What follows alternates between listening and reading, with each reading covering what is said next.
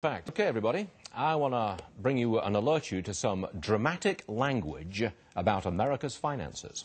Our guest says the president's budget will bankrupt America. Repeat, bankrupt. We're joined by Republican Congressman Connie Mack of Florida. Congressman, a pleasure to have you with us, but I think you'll agree with me. The use of the word bankrupt is a very strong piece of language indeed. Do you think that's justified? I do. If you look at the direction that the president's budget is taking our country, it increases the debt, increases the deficit, it raises taxes, it is going to require us to borrow more money, it's going to lower our rating, financial rating around the world. The American people can see this coming. They have spoken loud and clear, and for some reason the administration, the White House, they don't get it.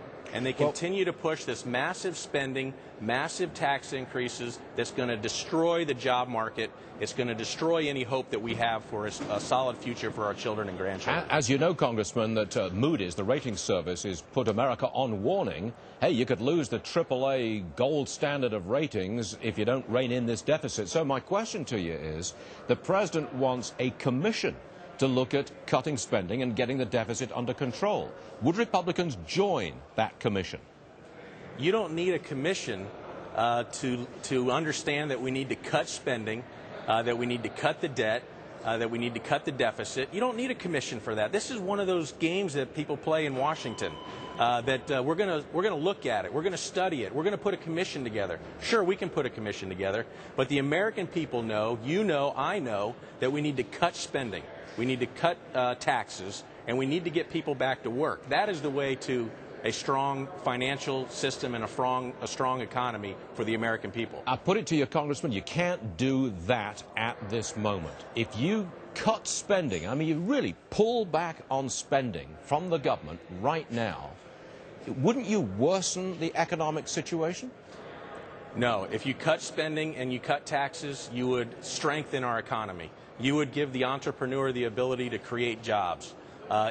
We have gone through this over and over and over again, and the American people get it, and I think the Republicans in Congress get it. We got to cut spending, you got to reduce taxes, you got to put money back in the hands of the people who have earned it so they can spend it. That's the way you're going to create jobs in this country, well, Congressman, not by continuing to spend and hurt the economy in the way that this administration has. Just, a couple of hundred yards away from where you're standing right now, sir, the Democrats are unveiling the $80 billion jobs plan.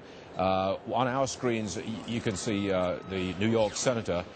They are unveiling this $80 billion plan. Now, there are some tax credits to small businesses to go out and buy equipment and hire people. You think it's going to work? Well, and that's an example of something that is good.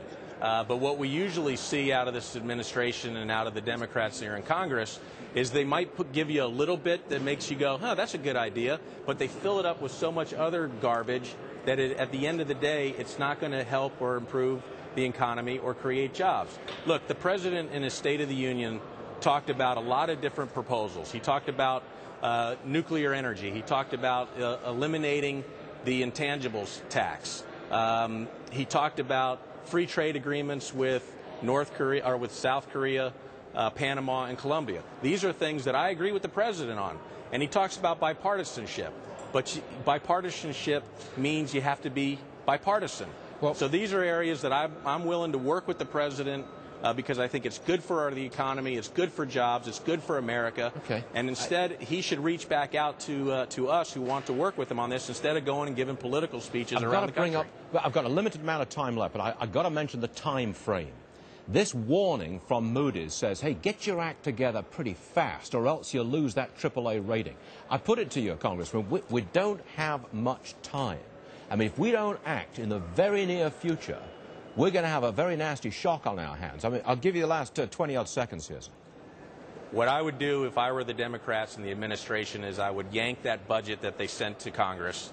I would put a responsible budget forward that cuts taxes, that reduces spending, that creates an environment in this country where the entrepreneur is willing to take risk and create jobs. I got you, Congressman. I'm terribly sorry. I'm flat out of time, but we enjoyed hearing from you today, and we appreciate you being with us. Thank you, sir. Thank you very much. Dow's down 134. Hannity is next.